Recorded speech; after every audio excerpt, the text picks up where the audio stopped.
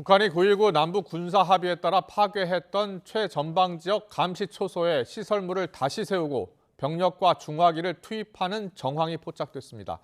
지난 23일 합의 파기 선언 이후에 이 같은 움직임이 나타난 건데 해안포의 개방도 눈에 띄게 늘어난 것으로 확인됐습니다. 취재기자 연결합니다. 최민기 기자. 네, 국방부입니다. 네, 북한이 9.19 군사합의 파기를 선언한 뒤에 군사적 조치도 예고했었고요. 실제 전방 지역에서 관련 동향이 포착됐죠? 네, 그렇습니다. 북한이 기존에 파괴했던 지피, 감시초소 자리에 감시소를 다시 설치하는 정황이 우리 군에 포착됐습니다. 우리 군 당국이 최근 지상 열상 장비 등으로 촬영한 북한군의 동향 사진을 공개한 건데요. 북한군이 경계호를 새로 구축한 모습이 확인됐고 이곳에 중화기, 무반동총을 가지고 들어가는 장면도 확인됐습니다. 이곳에서 북한이 야간 경계 건물을 서는 모습도 식별이 됐는데요. 후사면 쪽으로는 막사가 세워진 것도 관측됐습니다.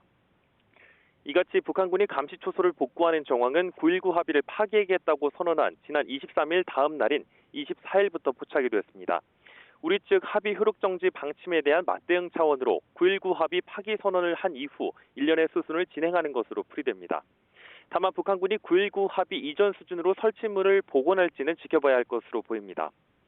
아울러 북한의 서해안 일대의 해안포 개방도 이전보다 크게 늘어난 것으로도 식별이 됐습니다. 평소 한 개소 정도에서 한두 개 포문을 개방했던 것과 비교해서 현재는 두 자릿수 이상으로 해안포 개방이 늘어난 것으로 보입니다. 이처럼 군사적 위협 수준이 크게 고조되면서 남북의 우발적 충돌 우려도 커지고 있습니다.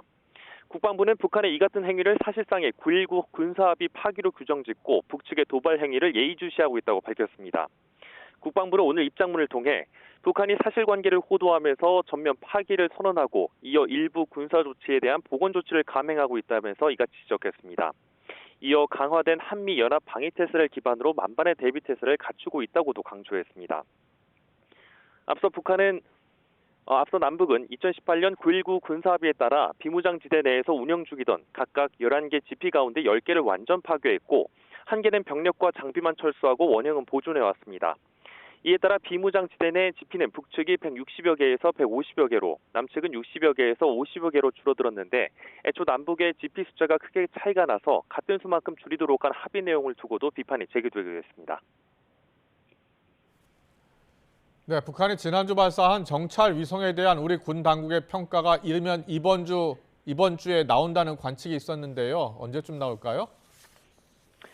네, 구체적으로 나오진 않았지만 언급한 내용이 있습니다. 우리 군은 북한이 위성 촬영 사진을 공개하지 않은 만큼 실제 성능을 평가하기는 어렵다고 밝혔는데요. 다만 최근 북한이 중요 표적 지역이나 미군 기지 위치를 찍었다고 밝힌 데 대해서는 보여주기식 선전 목적으로 보인다고 평가했습니다. 실제로는 위성이 궤도에 진입한 지 얼마 되지 않아 안정화 단계를 거치지 못했기 때문에 제대로 된 촬영을 할 수는 없을 거란 이유에서입니다. 군 관계자는 위성 촬영 결과를 원하는 수준으로 확보하려면 영상 품질도 보완하고 운용 시험 평가를 거쳐야 하는데 이같이 안정화되기까지는 그 과정에 몇 개월이 걸린다고 설명했습니다. 앞서 1차 발사 때 조악한 해상되었던 북한의 카메라 성능이 몇 개월 사이에 발전하기란 불가능하다고도 언급을 했는데요.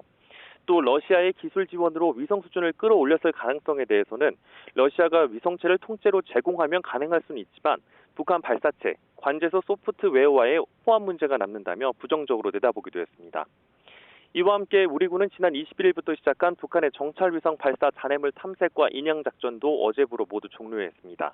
하참은 낙하 지점을 파악해 수색 작업을 벌였지만 유의미한 잔해물은 발견되지 않았다고 밝혔습니다. 지금까지 국방부에서 YTN 최민기입니다.